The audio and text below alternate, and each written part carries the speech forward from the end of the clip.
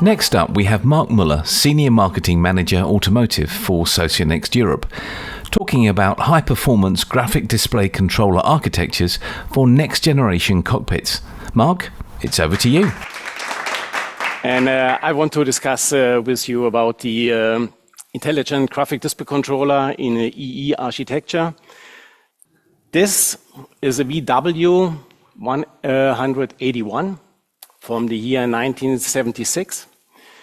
There's no display inside, no safety requirements, no safety update over the year.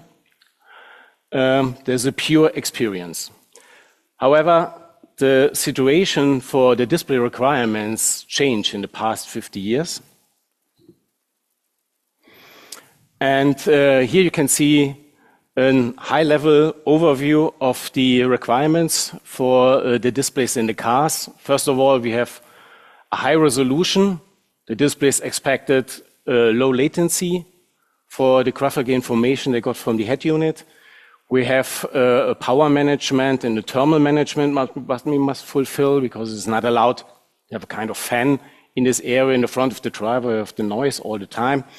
Therefore, this must be also running with a high temperature. You have advanced safety functionalities, not for each display, but for the driver, which show the most important information like the cluster, the HUD, partly also the CID, because if there are some problems with the cluster display, that also some information will be then moved to the CID to get the driver the right information on time.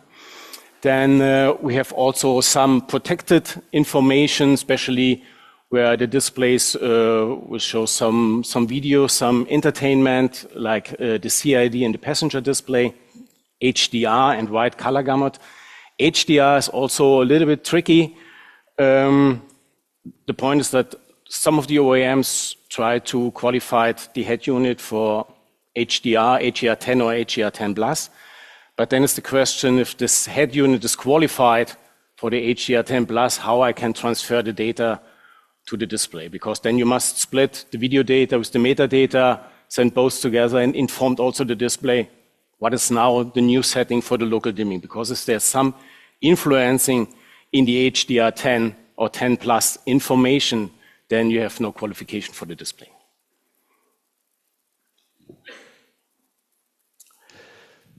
On the way to the smart display controller, we start some years ago with the standalone display unit. That means there's a powerful SoC in each display or behind each display.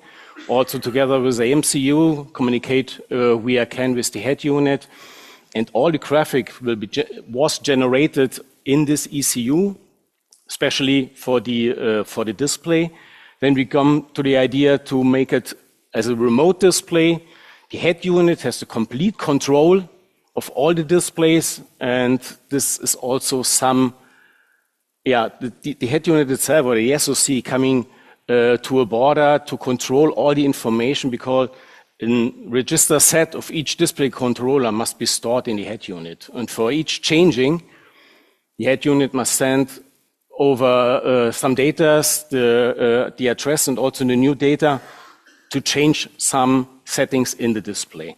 And therefore, it was the need to come to a smart display controller, that some of this software execution goes from the head unit in the display controller. The communication is still over a video link, a differential video link, and also some sideband communication, mainly via Ethernet or some SPI interfaces, which is then also mounted on the video link.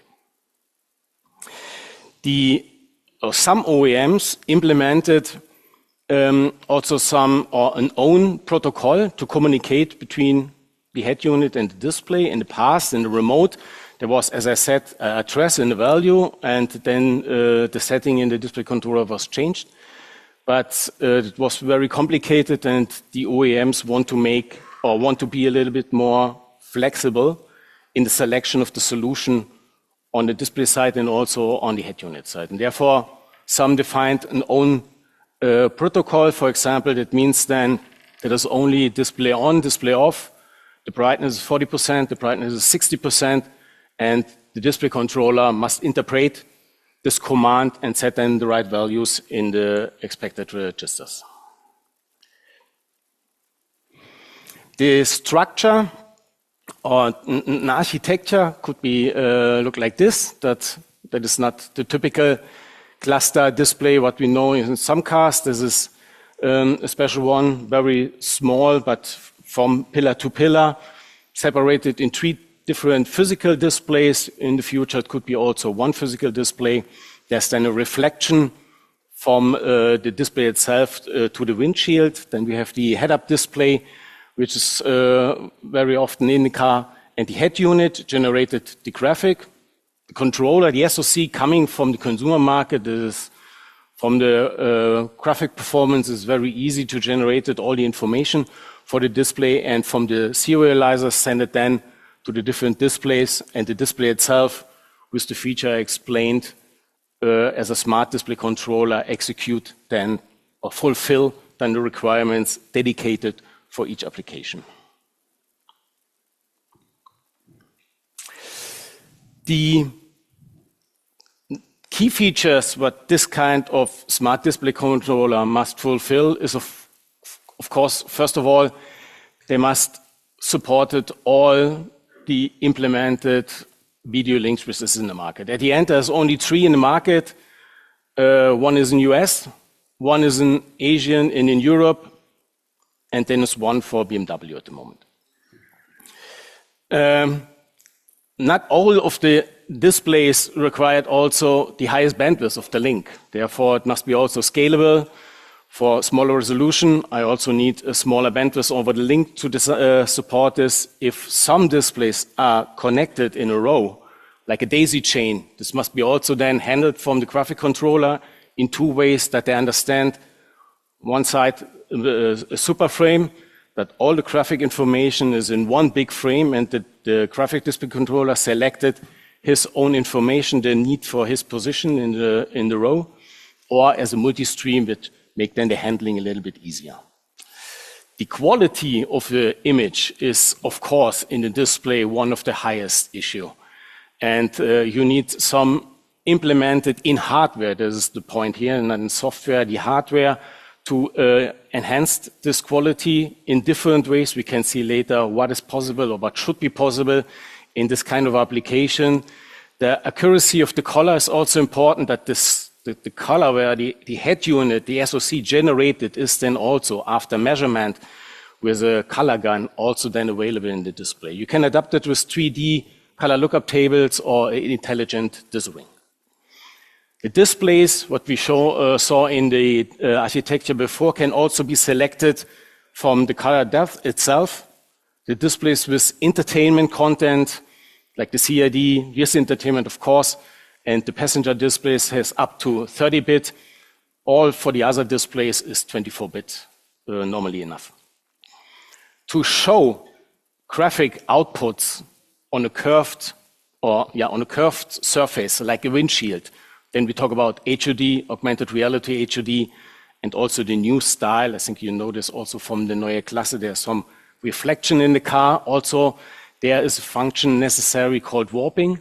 That means there is a modification of the curved information coming from the wind, or is requested from the windshield to make a kind of a negative of this information, that the driver can see it as a flat information, as it was the idea then also before. The next key is safety. The safety concept, which is defined normally from the OEM. The device must fulfill this. There's a lot of documentation for this ASIL-B functionality. This is normally also enough for this kind of application. We don't talk about C or D. ASIL-B for driver information, not for entertainment displays, but not also the controller should not also check the content itself, that it is the right value, the right color to show, but also the internal functionality, that the processing in the graphic pipeline works well at the beginning of a start of the car or also during runtime. And of course, last but not least, security. If we boot from an external flash, then security boot is of course necessary. Also some upload of a new firmware. This must be then handled from a hardware security module. From the architecture, we have the head unit with the SOP. As I said, coming from the consumer, a lot of power, EDP output to support the serializer, and then the serializer select the different chains to the displays. We can see here also that there are some basic functionalities like the cluster, head-up display in the CID, which is always in the car. And then as an option, it is the passenger and the rear seat entertainment. Some serializer supplier have not a quad serializer to support all the displays in the same situation or in same style. They have then kind of dual serializer, that you have one serializer for all the basic displays, and if the end customer, the driver, selected, then you have also an additional serializer for the entertainment displays. The displays also requested some additional features like HDCP. In the cluster and in the head-up display, it is not necessary. Therefore, this is also the reason that you can very easy realize a daisy chain, but because from the standardization point of view, the HDCP is a point-to-point and is not allowed to forward the keys from one ECU to the other ECU. The CID has also HDCP, the passenger and the rear seat entertainment, of course. The smart display controller combine standard functionalities, which is in some applications or in most applications covered with an own hardware all together. First of all, an MCU. You need a kind of intelligence to execute from the incoming signals from the head unit, but also from sensors, which is connected to the display controller. React on this, control the SPI interface for the local dimming output for the displays, but this functionalities, warping, local dimming, and also the possibility to overlay in critical situation some icons from the internal memory that the driver can detect it. This is very important for this kind of application. Coming to the safety functionalities, and one of the first thing is that one of the safety goals is that the drawn content is the real one. That is this one what the driver should see, what the system want to produce on the screen. Here we have these 4 elements marked with this green rectangle, and a smart display controller must be calculated a CRC value over this area and communicate this then with the head unit. They can do it by their own, send the CRC values to the head unit, and the head unit make the comparison, or the display controller get a reference value from the head unit and make then the comparison by their own. If it match, then all the system running's fine and the graphic will be put out on the output screen and can see on the screen, on the panel. But in case that there's something wrong and the CRC, and in this case, the signature unit combined is in the binary version, it doesn't match, you have then the possibility to overlay this with the same icon, especially if we talk about here some of these important things and the lower area of the display. Overlay this from the internal memory if it is available, if it is load first in the system, or you can make it black. The same thing for the gear and also for the speed. But in all the cases, it must be a known graphic. All this information what you can see here around is very sexy, very nice, but not important for driving. Therefore, the focus is on areas where the graphic is known, and then you have a CRC comparison value, and you can execute if it is, the comparison is right or wrong. The second application is that you have a check if the video is still running.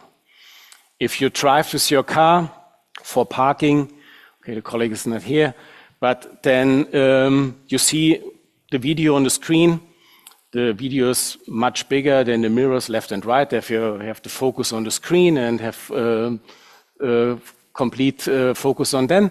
And then you can't see if this picture is frozen. And in the best case that we implemented some kind of counter, and the best way is that the camera implemented this counter. Then you have the controlling from the camera over the cable to the head unit, and from the head unit over the cable to the display. And then you can check all this. And this counter is very simple. It is a 4x4 counter, change every time with each frame.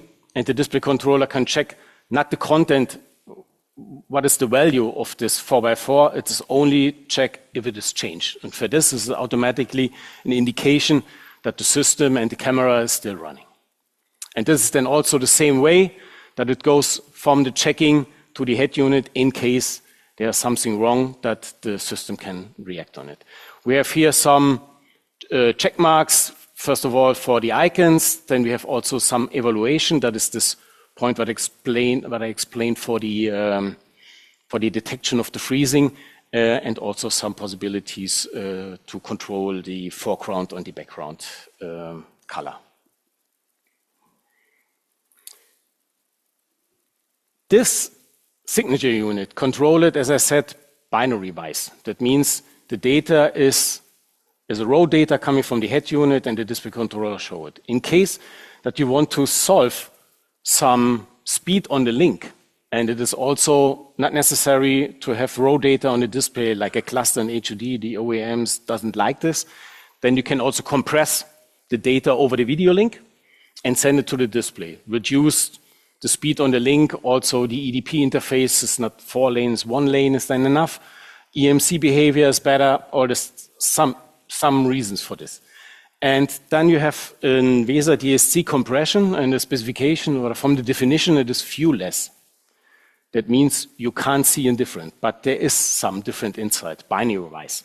Therefore, the old comparison with the unit before is not possible.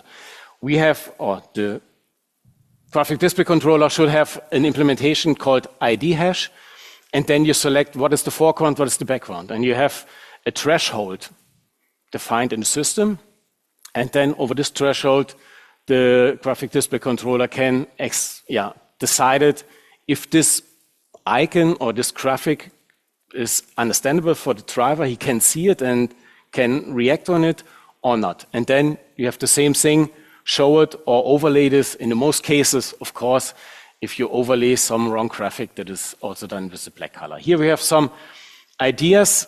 On the screen, it could be a little bit, see better. This should be white, this should be bright yellow. I'm not sure we can see it on the projector, but this is okay for the driver, and from the threshold also allowed to show it at the end on the panel. The same for the background and for some compression, which is not visible normally in the output. On the other side, you have also some examples where it's definitely doesn't go to the comparison of the CSC reference value and also the generated value, and then the graphic display controller should be react. And the reaction has nothing to do with the head unit. This is a static setting once at the beginning of the system, and then the smart display controller react on his own, informed over a sideband channel, the head unit, that they do something overlay this kind of graphic, but there's no trigger necessary from the head unit itself. To check the complete path, we have some possibilities implemented on the head unit side. A kind of watermark is one line, is then as additional information in the graphic output. And on the way to the display, we can check this watermark if it's true, comparison together with a CSC value. And in the way, or in the graphic controller itself, in the pipeline, we eliminate this, we overlay this, or at the end, it is one line more from the timing. We reduce the timing to the display, and the driver or the output, the panel cannot see this watermark. This is one thing. The other, as I explained, that the head unit have some reference value, and the graphic controller make the comparison, or the graphic controller make the check of the output, which is defined then in the panel, and the head unit make the comparison and react on it.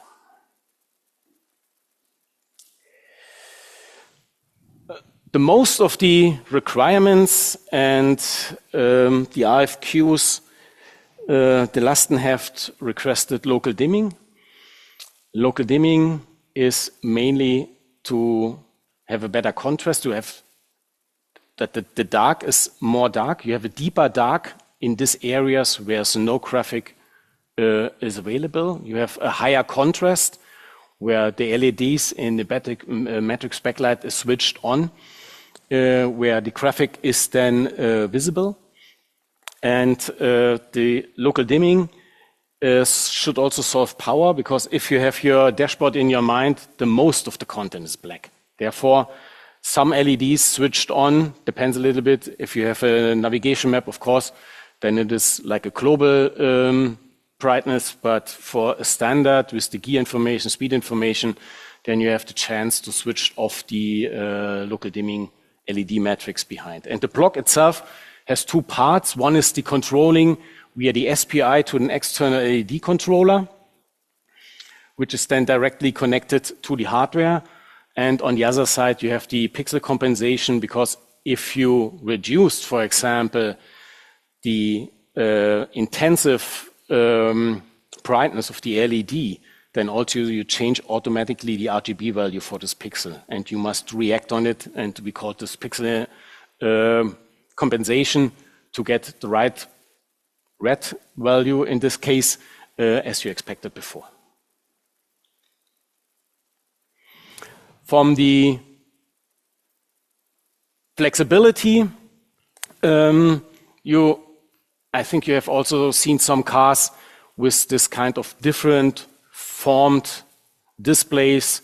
The CID in the middle is also not rectangle, it is also coming diagonal. Then you have the round display for the small car from Bavarian, and also some curved displays, which I explained before, that you have this reflection in the windshield. This is also curved displays, and you must adapt in the best way your local dimming functionality to this not rectangle or free shape panels. And here you can see that you have this fixed grid, but the algorithm must be allowed to bring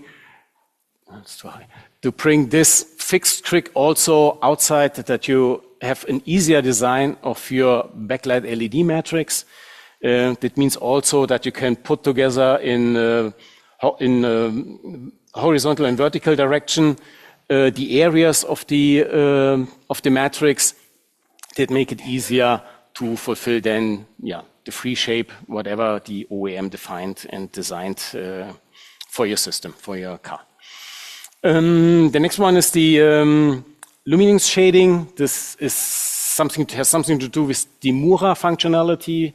It's very popular to use this, that you have not the black points at the corner of the panel, especially on the white diagonal directions. Then you have some kind of dark areas. For this, you need also a hardware support. You have some LSFs. That is the base measurement to your basic settings for the local dimming functionality, up to 16-bit, not only in the middle, but also especially in the corner and the edges. This is the important areas for the LSFs. And a high resolution up to 16-bit for the PWMs you need for the support. This local dimming have also some safety requirements. On one side, as I said, if you changed the background, it is not 100%, reduce the LED brightness, then you must check the RGB value before and after the local dimming. We can do this in our graphic pipeline with some hardware functionalities on one side, and on the other side we have the brightness check that the incoming or the expected LED values is monitoring from the CPU, And together with the RGB monitoring, you can then select if it's the high volume for the SPI communication to the external LED driver.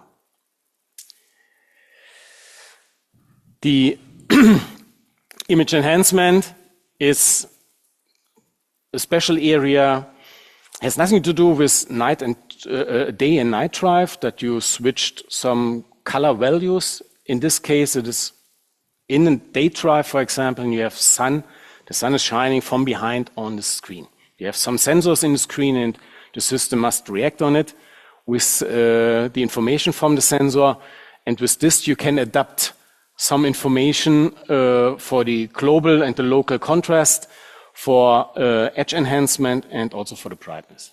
The edge enhancement, this is also very important for the warping functionality to have a better results in the output for anti-aliasing effects.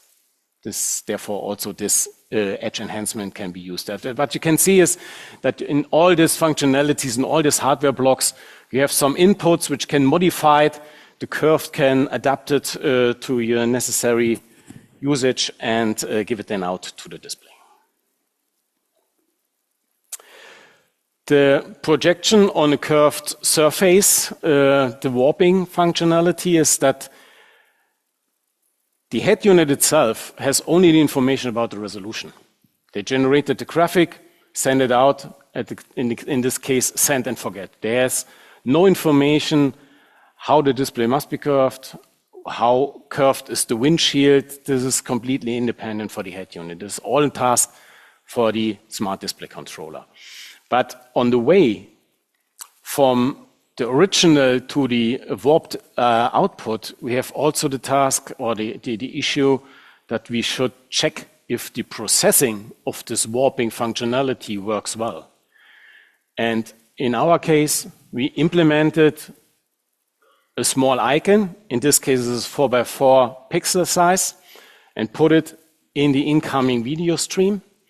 And on the way to the graphic pipeline with our hardware signature unit connection, and each time and each position of the graphic pipeline, we can check that also the output, because the warp map itself is known for us, that the output and after the processing of the warping is still valid.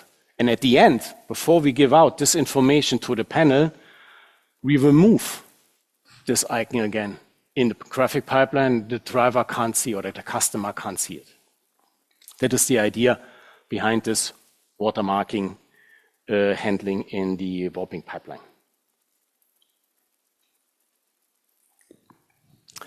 Now you have the situation that the driver, especially on the traffic jam, or have some time that they change the position of the head-up display.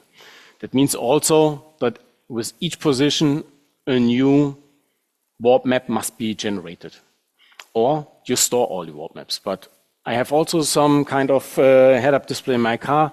There's some positions what I can change together also with the share. But it is not necessary to store all the different position warp maps in the system. For example, if you want to realize 21 positions, there's only 3 warp maps stored necessary. The highest, the lowest, and the upperst part. And the graphic controller interpolate between, is a cubic interpolation between the different warp maps. And make it very simple and very easy, which each frame and the driver can then use a new position, but the smart display controller react on his own, also in this case, independent from the head unit, to fulfill then the output for the driver. And it's not necessary to store all the things. The same for the rotation, for the scaling, and also for the shifting. This can be also handled directly in hardware. It is the interpolation between 2 displays. If you have a look on the HUD, that is up and down. It's very easy. But if you have the augmented reality application, the augmented reality HUD application, where also the eye drive from the driver must be recognized and executed where the driver looks like, then you have a grid of pre-stored warp maps. In this case, 3x3 as an example. In the worst case, the driver has the eyes exactly in the middle of 4, and then you need a calculation of between 4 warp maps at the same time to define the new warp map for the next output, for the next frame. And this is also a requirement that you have no all the time what you need, that the processing is still running. The expectation, a new warp map, a new output after the driver changed the position 1 frame later, together with safety functionalities.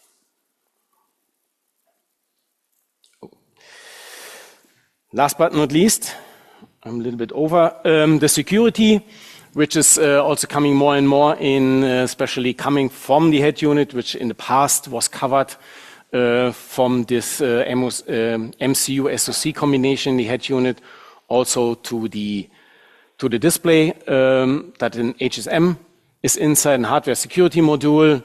In this case, as an example, to control 2 bootloaders, first step, second step, if you have some kind of updates over the air, but also in this case, the handling, the key exchange is then controlled by the HSM for the operation system after the startup, but also for the maintenance mode.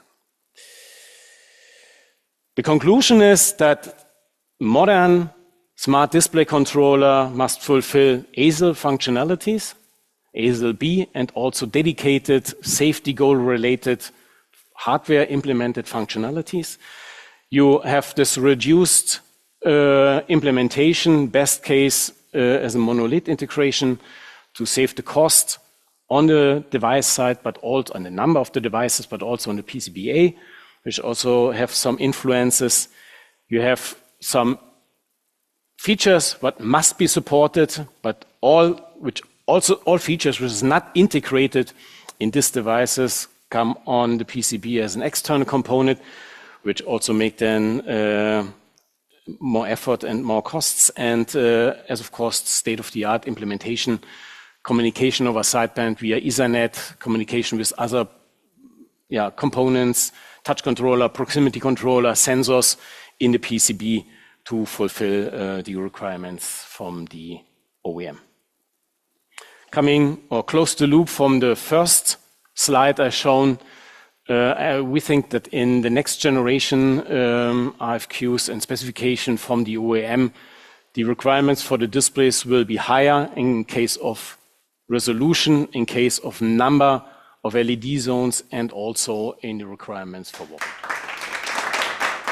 Thank you for sharing your insights on high-performance graphic display controller architectures for next-generation cockpits.